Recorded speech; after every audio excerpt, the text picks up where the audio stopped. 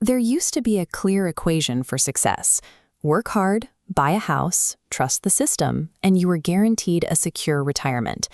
Today, that math is broken.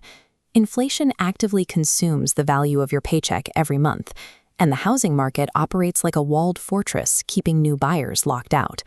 Millions of people are waking up exhausted, feeling the friction of playing a game they were promised they could win, but mathematically cannot. The frustration is justified.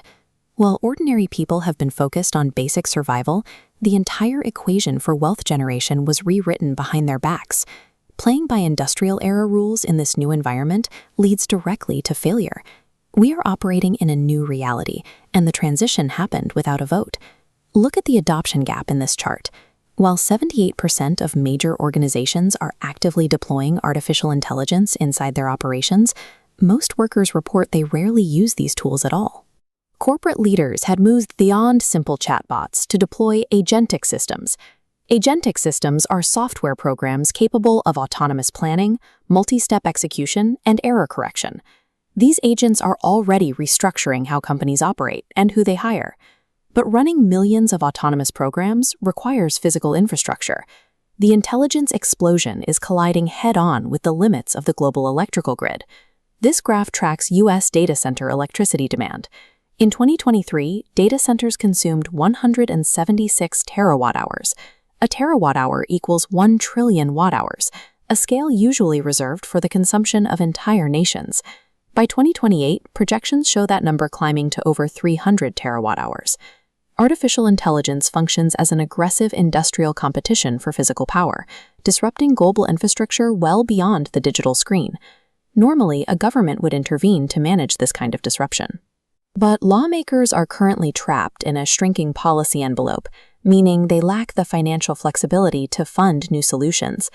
This visualization maps the trajectory of the U.S. national debt, which now exceeds $36 trillion. The ratio of debt to GDP is climbing fast enough that interest payments alone cripple economic maneuverability. Ideas like universal basic income are frequently proposed as a safety net, but the math is difficult to reconcile. A system burdened by historic deficits cannot absorb the cost of a massive new social program before the job losses arrive. Adding to the pressure, the United States is locked in a fierce systems competition with China. Both nations are frantically mobilizing capital to secure the raw materials, battery supply chains, and manufacturing bases required to power the transition. The simultaneous collision of AI speed, energy limits, and massive debt means traditional institutions cannot protect the working class from what comes next. The old framework of the rich versus the poor is outdated. Society is reorganizing into a binary divide between those who possess economic leverage and those who do not. Selling physical labor for an hourly wage leaves you exposed to inflation.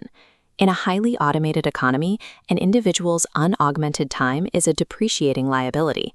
A piece of software is unlikely to walk into your office and fire you. You are far more likely to lose your position to a single, highly adaptable human who uses AI to do the work of 10 people. The alternative is acquiring structural leverage. That means owning productive assets, like equity in a business or real estate, and directing intelligent tools to scale your output far beyond what you could achieve alone. Structural leverage serves as the only mathematical defense against rapid, systemic displacement. There is a brief, potent window of opportunity here. For historically marginalized communities, specifically African Americans, this disruption offers a rare chance to bypass gatekeepers. AI removes historical barriers by radically lowering the costs of coordination, high-level intelligence, and content creation. These tools provide an individual with the capabilities once reserved for an entire corporate staff. But cheap software does not automatically fix broken systems. Access to a language model does not miraculously grant fair credit, cure housing shortages, or erase generations of accumulated wealth gaps. You have to force the issue. Master the tools while they are cheap, build autonomous businesses that capture value, and trade cash for inflation-resistant assets before competitors lock down the technology. The old rules of survival are dead. Your choice is simple: adapt to the requirements of the Silicon era, or accept that the system will permanently leave you behind.